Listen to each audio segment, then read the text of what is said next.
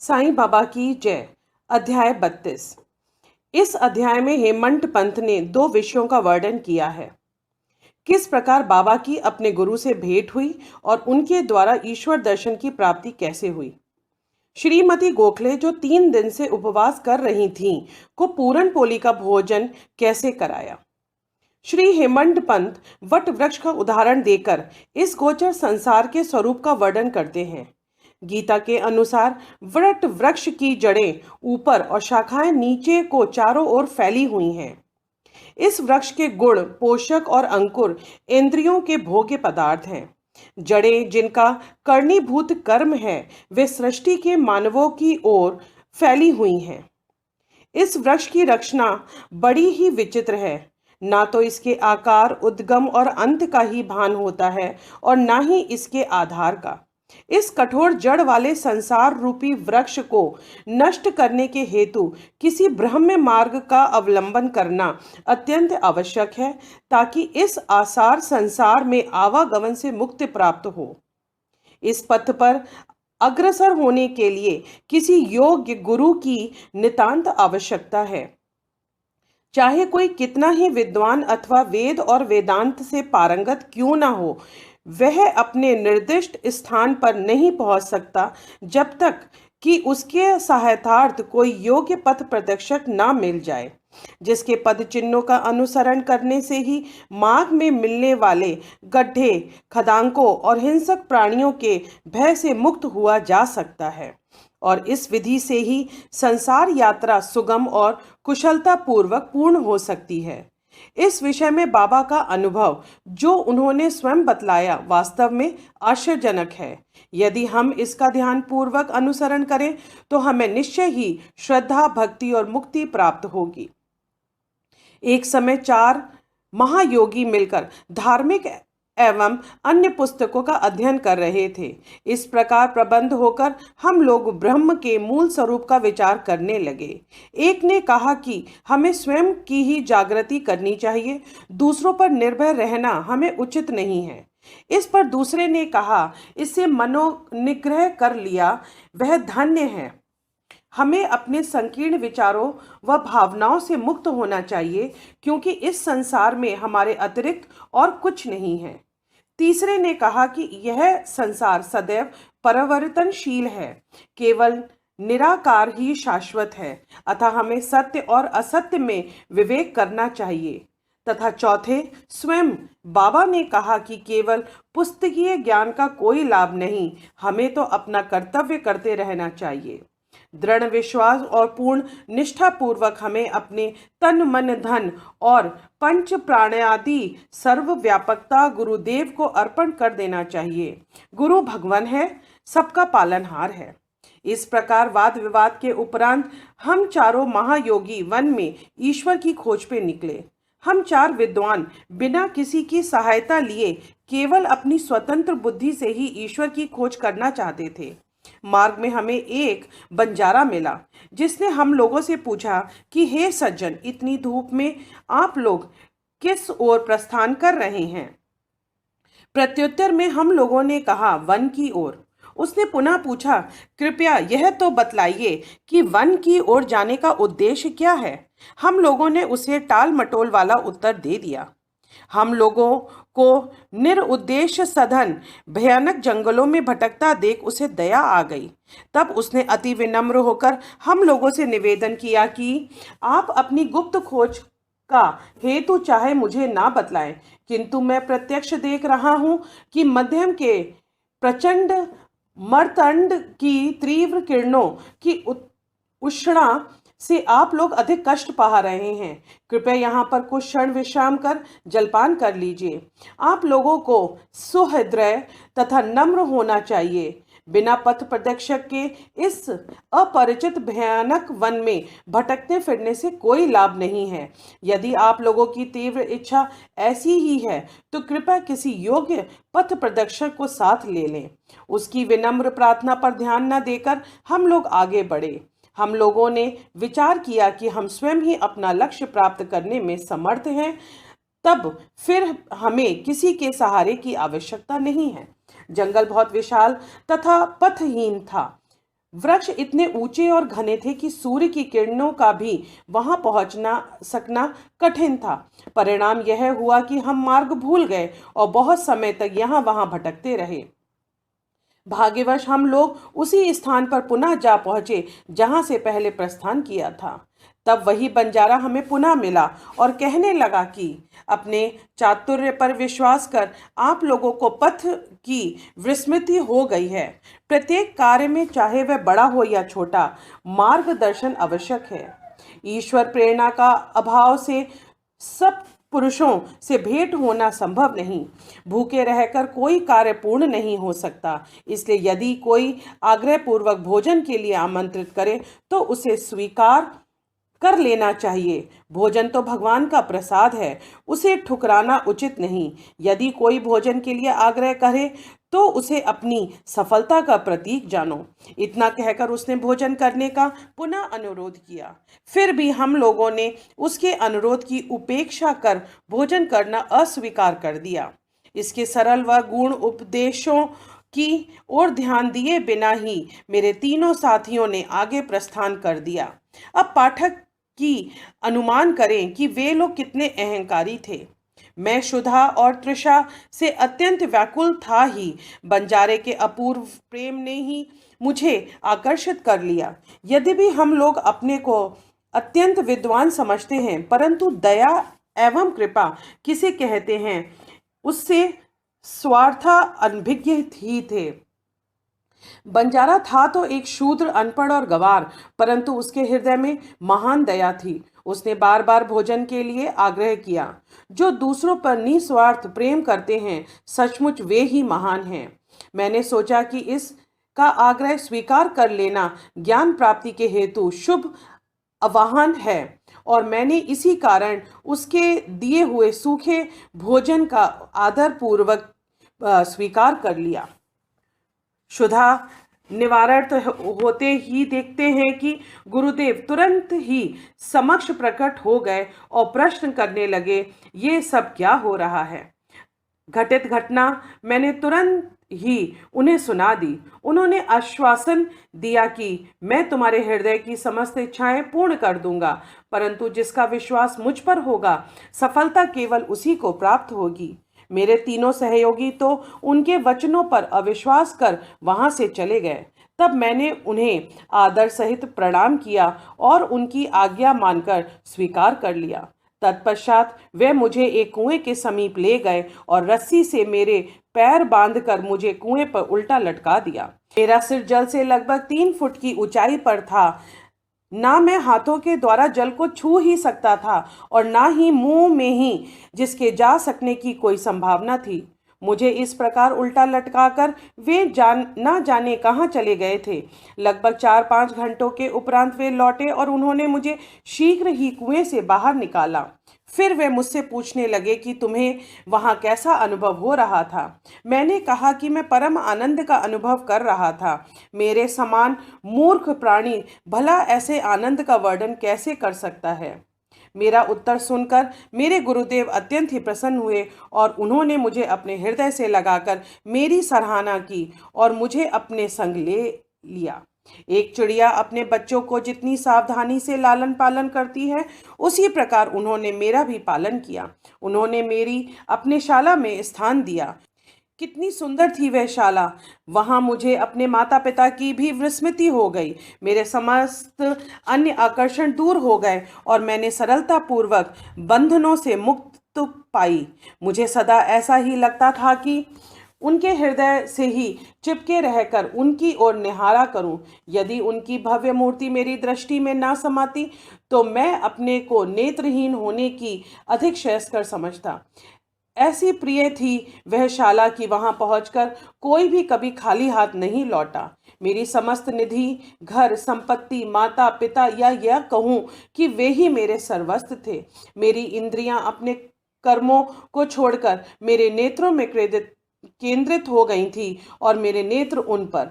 मेरे लिए तो गुरु ऐसे हो चुके थे कि दिन रात मैं उनका ही ध्यान में निमग्न रहता था। मुझे किसी से बात की सुध ना थी। इस प्रकार ध्यान और चिंतन करते हुए मेरा मन और बुद्धि स्थिर हो गए। मैं स्तब्ध हो गया और उन्होंने मानसिक प्रणाम करने लगा।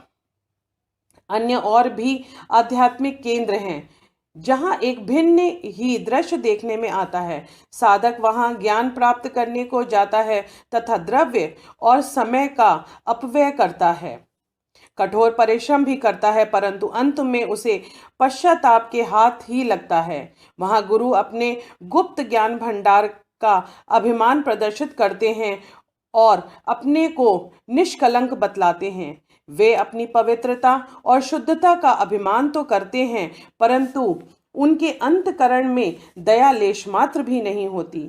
वे उपदेश अधिक देते हैं और अपनी कीर्ति का स्वयं ही गुणगान करते हैं, परंतु उनके शब्द हृदय वेधी नहीं होते, इसलिए साधकों को संतोष प्राप्त नहीं होता। जहाँ तक आत्मदर्शन का प्रश्न है, वे उससे कोसों दूर होते हैं। इस प्रकार के केंद्र साधकों को उपयोगी कैसे सिद्ध हो सकते हैं और जिनसे किसी उन्नति की आशा कोई कहाँ तक कर सकता है। जिन गुरु के श्री चरणों का मैंने अभी वर्णन किया है, वे भिन्न प्रकार के ही थे। केवल उनकी कृपा दृष्टि से ही मुझे स्वतः ही अनुभूति प्राप्त हो गई और मुझे ना कोई प्रयास और ना ही कोई विशेष अध्ययन करना पड़ा। मुझे किसी भी वस्तु के खोजने की आवश्यकता नहीं पड़ी, वरन प्रत्येक वस्तु मुझे दिन के प्रकाश के समान उज्जवल दिखाई देने लगी। केवल मेरे वे गुरु ही जानते थे कि किस प्रकार उनके द्वारा कुएं में मुझे लटका देने से ही मेरे लिए परमानंद का कारण सिद्ध हुआ।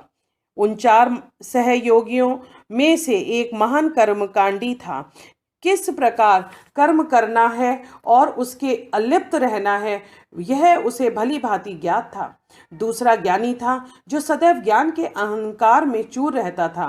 तीसरा ईश्वर भक्त था जो कि अनय भाव से भगवान के शरणागत हो चुका था तथा उसे ज्ञात था कि ईश्वर ही करता है। जब वे इस प्रकार विचार विनिमय कर रहे थे, तभी ईश्वर संबंधी प्रश्न उठ पड़ा था कि वे बिना किसी की सहायता प्राप्त किए अपने स्वतंत्र ज्ञान पर निर्भर रहकर ईश्वर की खोज में निकल पड़े हैं। श्री साईं जो विवेक और वैराग्य की प्रत्यक्ष मूर्ति थे, उन चारों लोगों में सम्मिलित थे।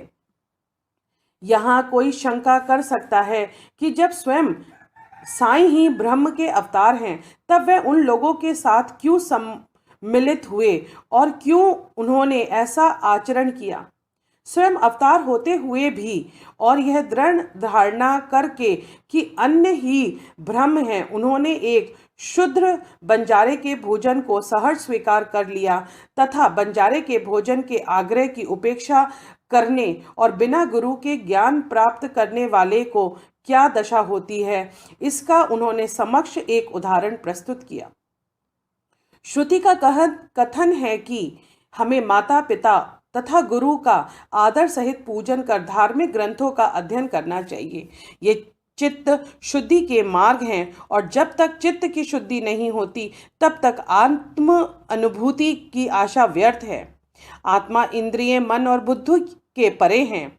इस विषय में ज्ञान और तर्क हमारी कोई सहायता नहीं कर सकता। केवल गुरु की कृपा से ही सब कुछ संभव है। धर्म, अर्थ और काम की प्राप्ति अपने प्रयत्न से हो सकती है, परंतु मोक्ष की प्राप्ति तो केवल गुरु कृपा से ही संभव है। श्री साईं के दरबार में तरह तरह के लोगों का दर्शन होता था। देखो, ज्योतिष लोग आ रहे हैं और भविष्य का व्याख्यान कर रहे हैं। दूसरी ओर राजकुमार, श्रीमान, संपन्न और निर्धन, सन्यासी, योगी और गवैये दर्शनार्थी चले आ रहे हैं। यहाँ तक कि एक अतिशूद्र भी दरबार में आता है और प्रणाम करने के पश्चात कहता है कि साईं ही मेरे माँ बाप हैं और वे जन्म मृत्यु के चक्र से मेरा छुटकारा करा देंगे।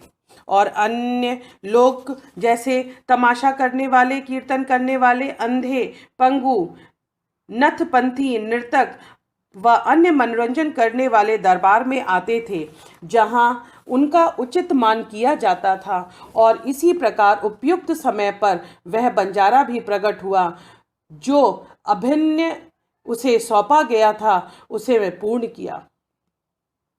हमारे विचार से कुएं में 4-5 घंटे उल्टे लटके रहना, इससे सामान्य घटना नहीं समझना चाहिए, क्योंकि ऐसा कोई विरला ही होगा जो इस प्रकार इतने अधिक समय तक रस्सी से लटकाए जाने का कष्ट का अनुभव ना कर परमानंद का अनुभव करे। उसके विपरीत उसे पीड़ा होना की ही संभावना अधिक है। ऐसा प्रतीत होता है कि समाधि अवस्था का ही यहाँ चित्रण किया गया है। आनंद दो प्रकार के होते हैं, प्रथम ऐन्द्रिक और द्वितीय आध्यात्मिक। ईश्वर ने हमारी ऐन्द्रिय व तन मन की प्रवृत्तियों की रचना ब्रह्ममुखी की है, और जब वे अपने विषय पदार्थों में संलग्न होती है तब हमें इंद्रिय चैतन्यता प्राप्त होती है, जिसके फलस्वरूप हमें सुख या दुख का पृथक या दोनों का सम्मिलित होना अनुभव होता है, ना कि परमानंद का। तब इंद्रियों और मन को अपने विषय पदार्थों से हटाकर अंतर्मुखी कर आत्मा पर केंद्रित किया जाता है। तब हमें आध्यात्मिक बोध होता है, और उस समय के आनंद का मुख से वर्णन नहीं किया जा सकता। मैं परमानंद में था और उस समय का वर्णन मैं कैसे कर सकता हूँ। इन शब्दों से ध्वनित होता है कि गुरु ने उन्हें समाधि अवस्था में रखकर चंचल इंद्रिय और मन रूपी जल से दूर रखा। उपवास और श्रीमती गोखले। बाबा ने स्वयं कभी उपवास न किया और ना ही उन्होंने दूसरों को उपवास करने दिया। उपवास करने वालों के मन कभी शांत नहीं रहते, तब उन्हें परमानंद की प्राप्ति कैसे संभव है। प्रथम आत्मा की तृप्ति होना आवश्यक है। भूखे रहकर ईश्वर की प्राप्ति नहीं हो सकती। यदि शरीर में कुछ अन्न की ऊर्जा ना हो तो हम कौन सी आंख से ईश्वर का दर्शन करेंगे, किस जीवा से उनकी महानता का वर्णन करेंगे और किन कानों से उनका श्रवण करेंगे। सारांश यह है कि जब समस्त इंद्रियों को यथेष्ट खुराक व शांति मिलती है, तब जब मैं बलिष्ठ रहती हूँ, तब ही हम भक्ति और ईश्वर प्राप्ति की अन्य साधनाएं कर सकते हैं। इसलिए ना तो हमें उपवास करना चाहिए और ना ही अधिक भोजन में संयम रखना चाहिए तथा शरीर व मन दोनों के लिए उत्तम है। श्रीमती काशीबाई कनिटकर से परिचय प्राप्त लेकर श्रीमती गोखले दादा केलकर के पास शिरडी आईं। वे ये दृढ़ निश्चय कर के आई थी कि बाबा के श्री चरणों में बैठकर 3 दिन उपवास करूंगी। उनके शिरडी पहुंचने के एक दिन पूर्व ही बाबा ने दादा केलकर से कहा कि मैं होली के दिन में अपने बच्चों को भूखा नहीं देख सकता हूँ। यदि उन्हें भूखा रहना पड़े तो मेरे यहाँ होने का क्या लाभ है। दूसरे दिन जब वह महिला दादा केलकर के साथ मस्जिद में जाकर बाबा के चरण कमलों के समीप बैठी तो तुरंत बाबा ने कहा कि उपवास की आवश्यकता ही क्या है। दादा भट्ट के घर जाकर पूरन पोली तैयार करो, अपने बच्चों को खिलाओ और स्वयं खाओ। वे होली के दिन थे और इस समय श्रीमती केलकर मासिक धर्म से थीं। दादा भट्ट के घर से रसोई बनाने के लिए कोई ना था और इसलिए बाबा की युक्ति बड़ी सामायिक थी। श्रीमती गोखले ने दादा भट्ट के घर जाकर भोजन तैयार किया और दूसरों को भोजन कराया, स्वयं भी खाया। कितनी सुंदर कथा है और कितना सुंदर उसकी शिक्षा। बाबा के सरकार। बाबा ने अपने बचपन में एक कहानी का इस प्रकार वर्णन किया है। जब मैं छोटा था तब जीविका उपार्जन में बीड़ गांव आया। वहां मुझे जरी का काम मिल गया और मैं पूर्ण लगन से व उम्मीद से अपना काम करने लगा। मेरा काम देखकर सेठ बहुत प्रसन्न हुआ। मेरे साथ 3 लड़के और भी काम कर रहे थे। पहले का काम 50 रुपए का, दूसरे का 100 रुपए का और तीसरे का 150 रुपए का हुआ। मेरा काम उन तीनों से दुगना हो गया। मेरी निपुणता देखकर सेठ बहुत ही प्रसन्न हुआ। वह मुझे अधिक चाहता था और मेरी प्रशंसा भी करता रहता था।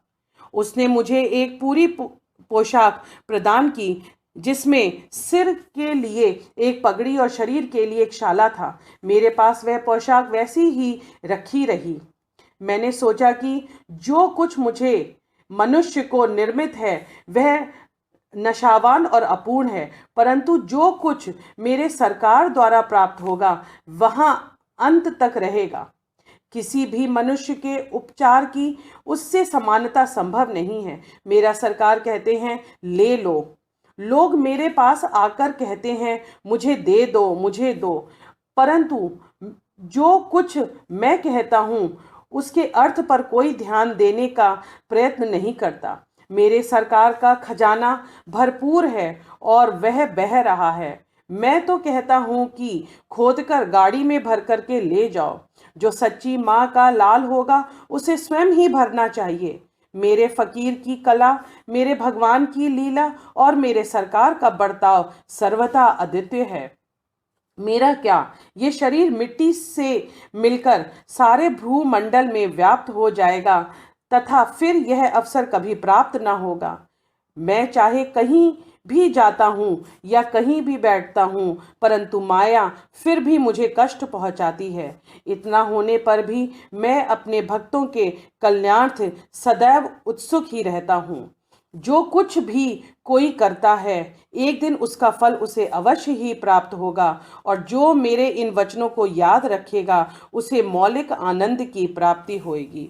अनंत कोटि ब्रह्मांड नायक राजाधिराज योगीराज परब्रह्म श्री सच्चिदानंद सद्गुरु साईनाथ महाराज की जय।